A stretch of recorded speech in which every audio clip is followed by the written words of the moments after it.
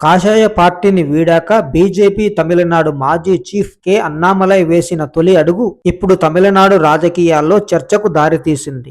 ఒకప్పుడు హిందుత్వ ముఖచిత్రంగా కనిపించిన అన్నామలై ఇప్పుడు మతం వ్యక్తిగతం, కానీ రాజకీయాలు మాత్రం ప్రజా సమస్యలకు పరిష్కారం చూపేవిగా ఉండాలి అని అంటున్నారు. కోయంబత్తూరు జిల్లా పొల్లాచిలో జరిగిన భారీ బహిరంగ సభలో అన్నామలై తన కొత్త రాజకీయ అజెండాను ప్రజల ముందుంచారు.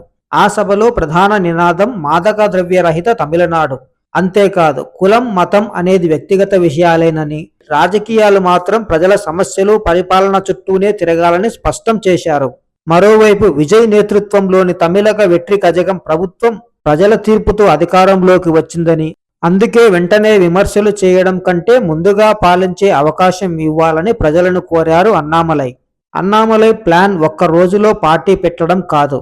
ముందు 50 లక్షల సభ్యులు, రాష్ట్ర వ్యాప్తంగా సేవా కార్యక్రమాలు, మహిళల భద్రత, యువతకు నాయకత్వ శిక్షణ, 50 లక్షల మొక్కలు నాటడం, ఇలా ముందు సంస్థను బలపరిచి ఆ తర్వాత రాజకీయ పార్టీగా మార్చాలన్నదే ఆయన వ్యూహం.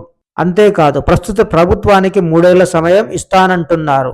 ఈ మాటలను బట్టి చూస్తే తన అసలు లక్ష్యం 2031 ఎన్నికలేనని స్పష్టంగా తెలుస్తుంది.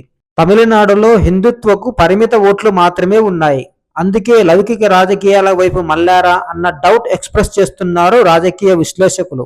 బీజేపీని వీడారు, కానీ ప్రధాని మోదీని విమర్శించలేదు. బీజేపీ పైన ఒక్క మాట కూడా మాట్లాడలేదు. అందుకే కొంతమంది విమర్శకులు ఇది బీజేపీ బి టీం కాదా అని ప్రశ్నిస్తున్నారు. అన్నామలై మాత్రం తాను అందరి నాయకుడిగా మారాలనుకుంటున్నానని చెబుతున్నారు.